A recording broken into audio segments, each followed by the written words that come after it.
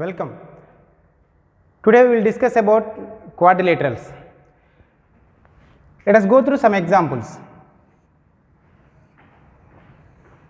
Observe this. What is it called? It is called as a polygon first. It is a polygon and it has four sides. Actually, when you draw a polygon, definitely you have to give the name. Here its name is ABCD polygon. It has four sides. That is why it is called as a quadrilateral.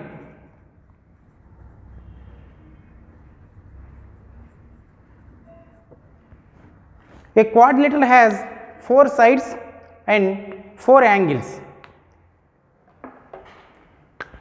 The sides are AB side and BC side, CD side and DA side. Among these sides, we will classify them into two types. The first one is adjacent sides. The sides which have the common vertex are called adjacent sides. In this figure, the adjacent sides are AB side and BC side. These two are adjacent sides, and BC side and CD side. These are adjacent sides, and CD side and DA side, and DA side and AB side. And we have the opposite sides. Opposite sides means the sides which do not have the common vertex. Suppose if you take the side AB, then its opposite side is CD side, and if you take the side BC, then its opposite side is DA. In the same way, we can write the angles also. We will write the angles. What is the definition of an angle? If two sides are having the same common vertex, then the angle forms between the two sides. Here the side AB and AD, these two have the common vertex A, that is why in between these two sides the angle is formed. Its name is angle A, or we can write the direction angle BAD. This is equal to angle BAD. Or suppose if you start the angle from D, then we can write it as angle DAB. These three will give the same measure. And we take one more angle, that is angle B. This is also written as angle ABC, and we can make it reverse, then it will become angle CBA. In the same way, we can write the three angles. They are angle C, comma angle D. In these four angles also, we can classify them into two parts. They are adjacent angles and opposite angles.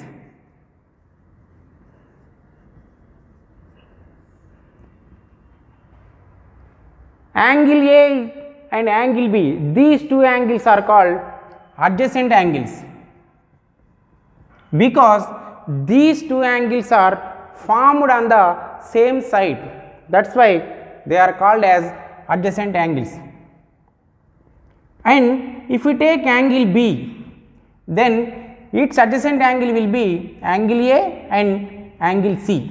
Already angle A and angle B has come, that is why we have to take angle B and angle C.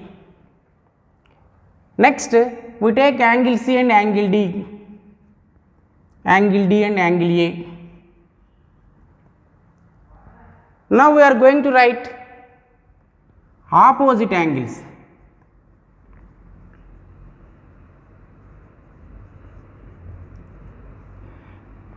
The angles which are not adjacent are called opposite angles.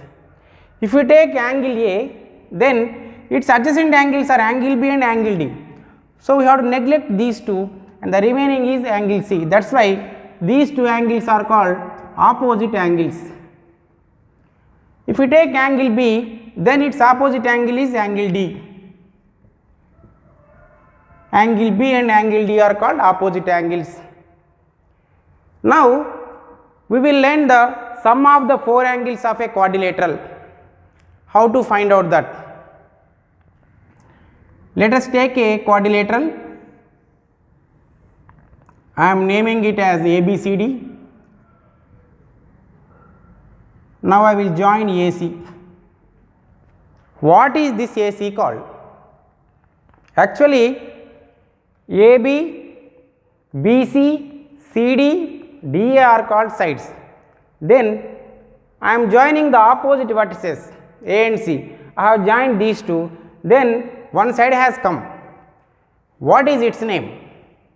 That is diagonal. A quadrilateral has two diagonals. AC is one diagonal.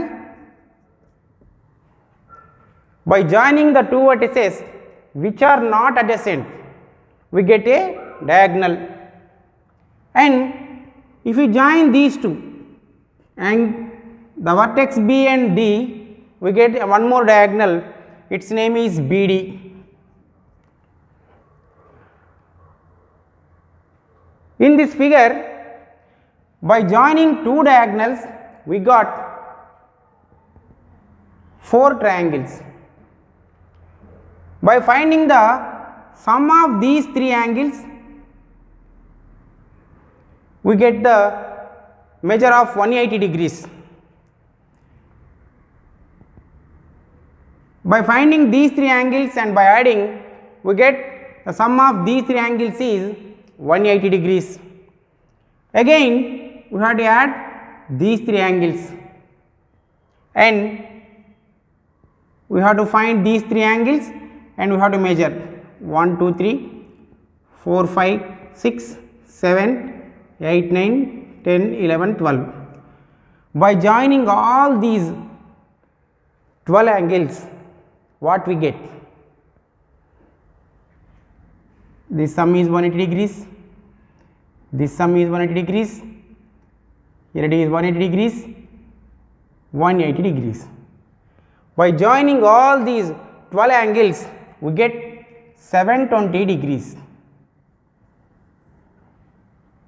In this, if we take the two intersecting lines, then we get four angles at this intersecting point. The sum of these four angles is 360 degrees, complete angle. That is why this sum is 360 degrees. That is why the sum of the remaining four angles, angle A plus angle B plus angle C plus angle D is equal to 360 degrees. Like this, we have to find out the sum of four angles of a quadrilateral. This is the new method. This is not in the textbook. Let us draw a figure.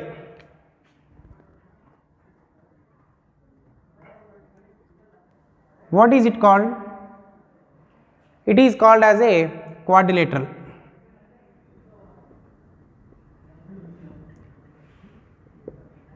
This quadrilateral has one special property. What is that? That is, the side AB and CD, these two are parallel. This is the special property this figure has. Actually, it is a quadrilateral.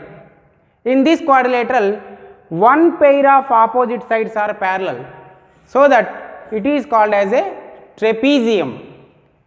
The definition of the trapezium is a quadrilateral in which one pair of opposite sides are parallel is called a trapezium.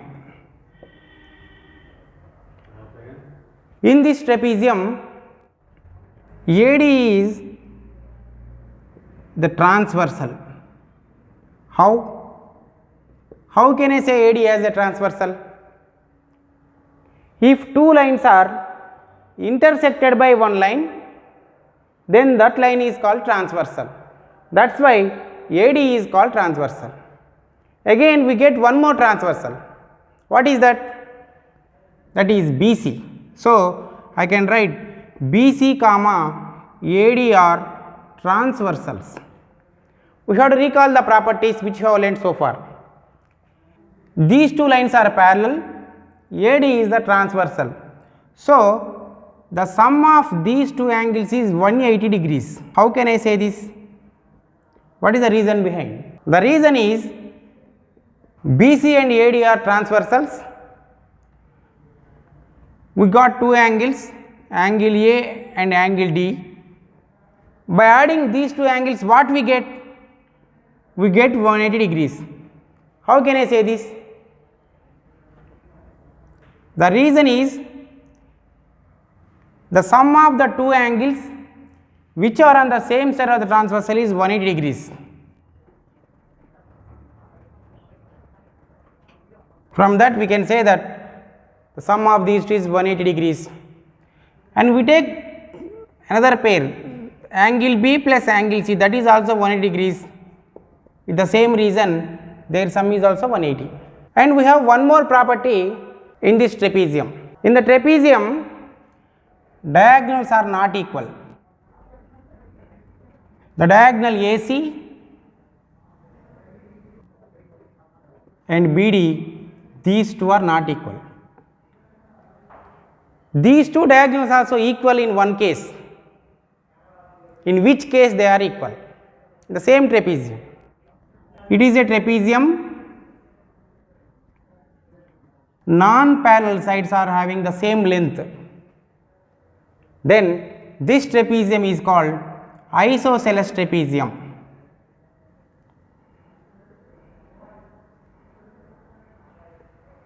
A trapezium in which non-parallel sides are equal, then the trapezium is called isosceles trapezium. In this isosceles trapezium, the measure of angle A and angle B both are equal, and angle C is equal to angle D. In this, the diagonals also equal. This is about the trapezium. We take one more figure. What is it called? It is called as a quadrilateral. In this, AB is parallel to CD. That is why this is called as a trapezium. And not only one pair are parallel, another pair AD and BC also parallel. A quadrilateral in which opposite sides are parallel is called a parallelogram.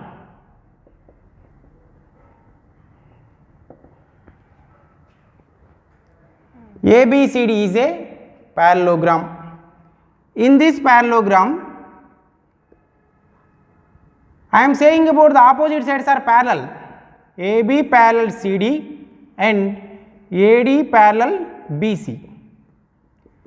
From this we can get that the opposite sides are not only parallel, it has become a parallelogram, then their measures also equal.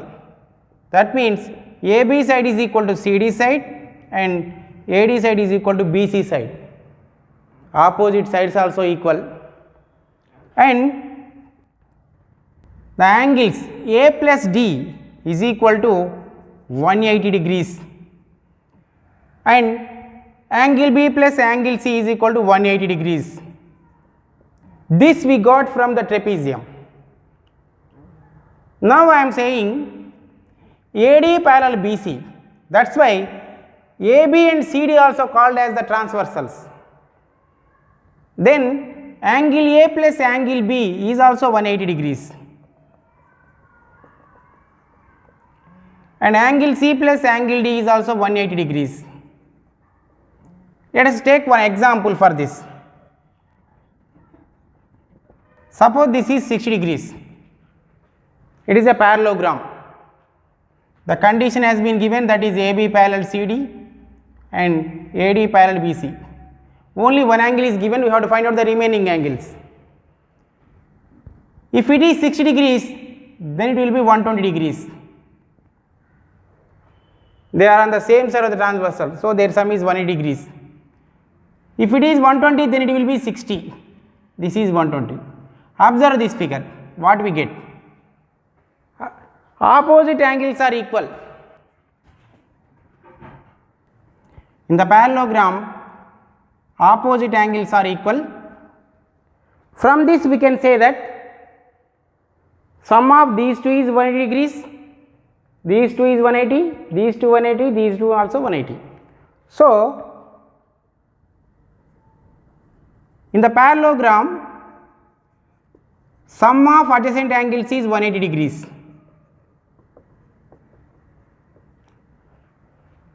We take one more figure. This is ABCD parallelogram. I am drawing one diagonal AC. Here the diagonal is dividing the parallelogram into two triangles. I am saying these two triangles are congruent. How can I say that? Let us take the two triangles. In this, according to the definition of the parallelogram, opposite sides are equal. So, AB is equal to CD and this pair also equal. So, the side AD is equal to BC and AC is the common side for both the triangles. So, by S congruency, two triangles are congruent. From this we can write that in a parallelogram, the diagonal divides it into two congruent triangles.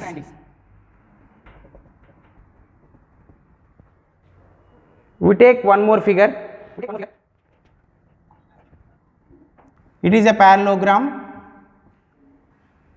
diagonal AC, diagonal BD. In the parallelogram, the diagonals are not equal,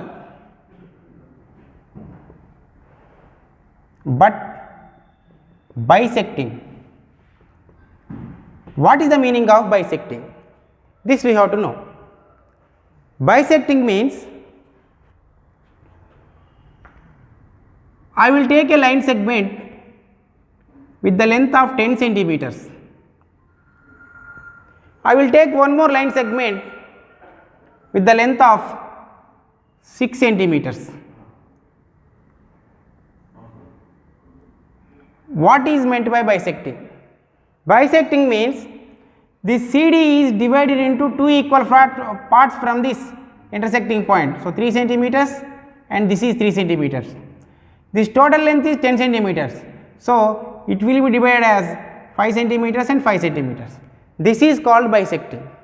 Same way, here in the parallelogram two diagonals are intersecting at O, then OA is equal to OC and length of OD is equal to OB. And in a parallelogram, if two diagonals are intersecting, we get 4 triangles. Observe there.